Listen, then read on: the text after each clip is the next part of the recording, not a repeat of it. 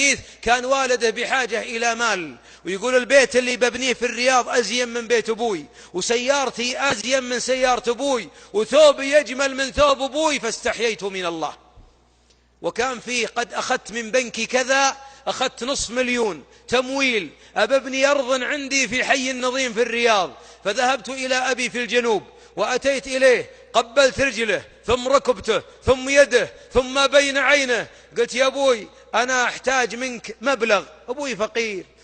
قال أبشر يا أبوك، هذه بطاقتي، هذه بطاقتي، أبي أعرف رقم حسابه. قلت بطاقة البنك يا أبوي. قال هذا هذا البوك كله خذه. قال فذهب، قال وانا ابوك ما في الحساب الا 10,000، خلي ويمك 1000 ولا 2000 والباقي يفداك.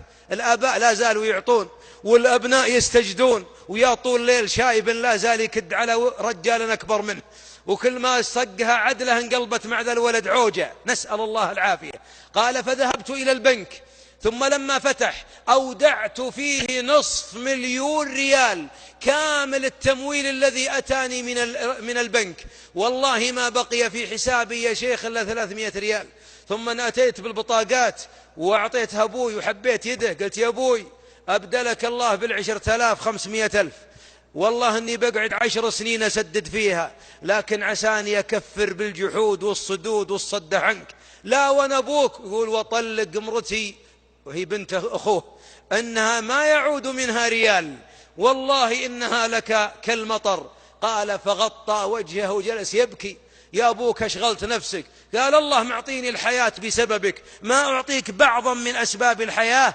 أحبابي، اللي ما ينظر للوالد أنه جنة والأم جنة يعيد ترتيب الأولويات، ملخبط وضايع.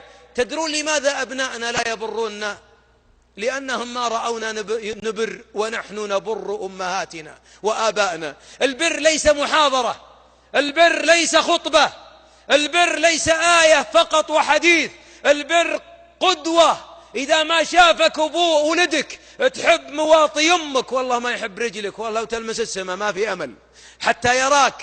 إذا ما رآك تفداه بحلالك كله، إذا ما رآك تستقيل من عملك. وين أبوي تتركنا؟ نترك الرياض، نترك جدة، نترك الدمام، نعم نترك الدنيا كلها. دام أبوي على قيد الحياة أجي تحت رجليه لأن الله يأخذ الأسبق منا إليه.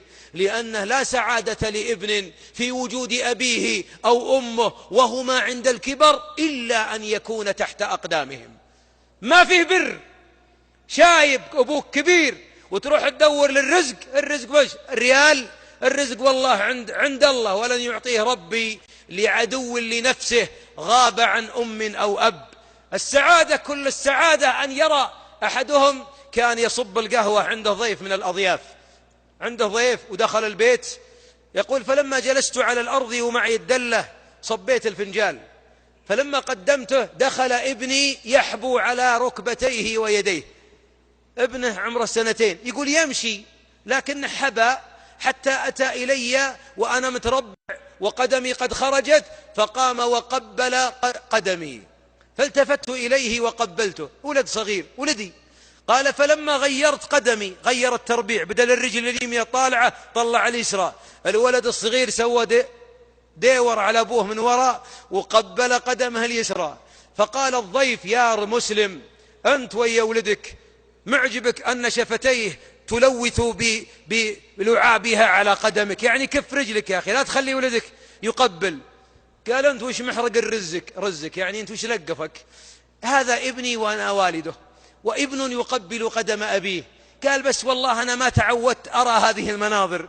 قال مسكين محروم. أنا والله ابني عمره 2 لم أطلب منه يوما أن يقبل قدمي، لكنني عندي وأمي في الدور الأرضي لأني ما بيها ترقى في الدور الثاني، ركبتيها لا تتحمل الصعود، وأمي لا أوقظها إلا بالحبو، ماني بمشي خايف أن تسمع ضرب قدمي فتستيقظ، فأحبو حتى آتي إلى قدمها وهي نائمة فأقبلها، فإذا شعرت ببرودة الشفتين على القدمين استيقظت.